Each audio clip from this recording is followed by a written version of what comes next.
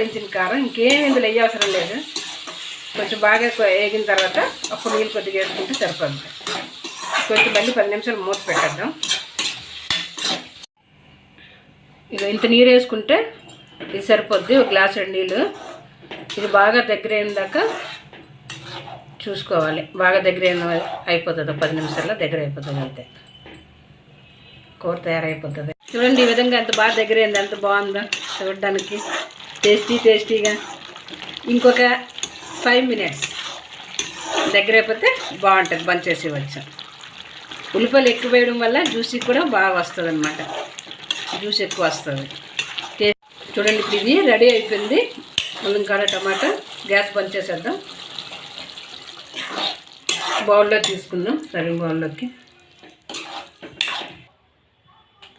ఇప్పుడు ఇది రెడీ అయిపోయింది. అన్నంతో సర్వ్ చేసుకుంటే చాలా బాగుంటుంది.